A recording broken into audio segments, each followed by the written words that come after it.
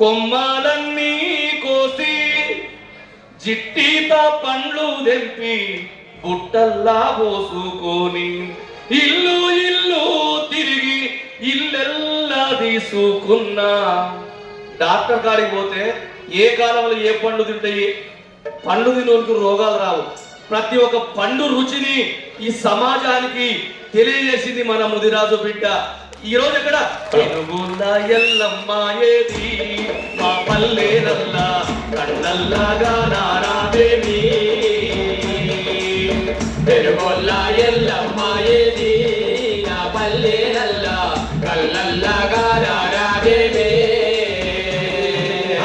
తల మీద సుట్ట బట్ట పైన పండ్ల తట్ట, తల మీద సుట్ట బట్ట పైన పండ్ల తట్ట, పండ్లు పండ్లమ్మో అంటూ పల్లెంతా తిరుగుకుంటూ, పండ్లు పండ్లు అంటూ పల్లెంతా తిరుగుకుంటా, గాజాల్లో కూసోనమ్మి బతుకెల్లా తీసుకుంటా. పెరుగొల్లా ఎల్లమ్మ ఏది నా పల్లెలల్లా కళ్ళల్లాగా నారాదేవి, నా పల్లెలల్లా పెరుగొల్లా ఎల్లమ్మ ఏది నా పల్లెలల్లా కళ్ళల్లాగా నారాదేవి. జై ముదిరాజ్.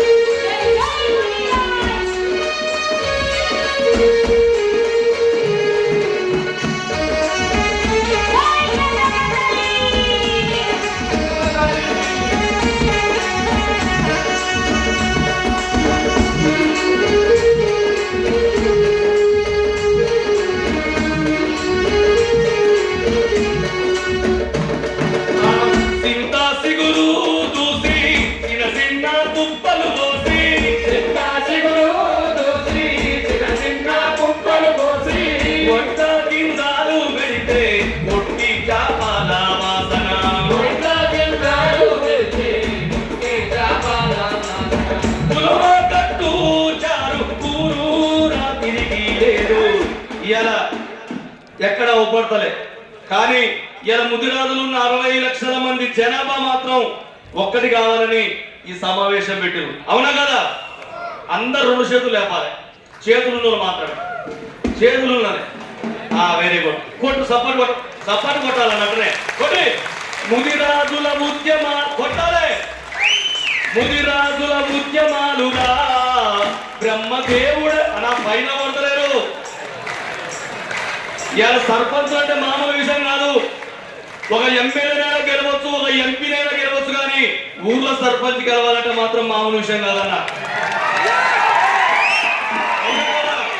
ఎందుకంటే మేము చూసినామా కష్టం ఎట్లా ఉంటుందో, నిద్ర ఉండదు, ఏముండదు, పాడేమంటాడో వీడేమంటాడో, గెట్టగడ పంచాలి, వరాలగడ పంచాలి, శర్రగడ పంచాలి, బట్టలగడ పంచాలి, ఇవన్నీ తీసిపెట్టి ఒడ్డుకెక్కిన సర్పంచులు అంటే ఒక రాష్ట్రానికి ముఖ్యమంత్రి ఎంతనో, ఒక గ్రామానికి మీరు కూడా ఒక ముఖ్యమంత్రి లాంటి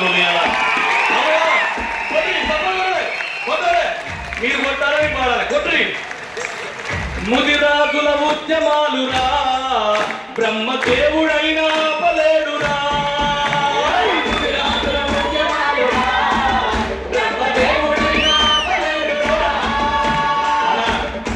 ఇదిగో మంచిగా జ్ఞానేశ్వరన్న మంచి భోజనం పెట్టాడు. మనం ఎందుకంటే డాక్టర్ గారు పోయినామన్నా, అన్న నీ మటన్ తిన్నాం, కొవ్వు పట్టింది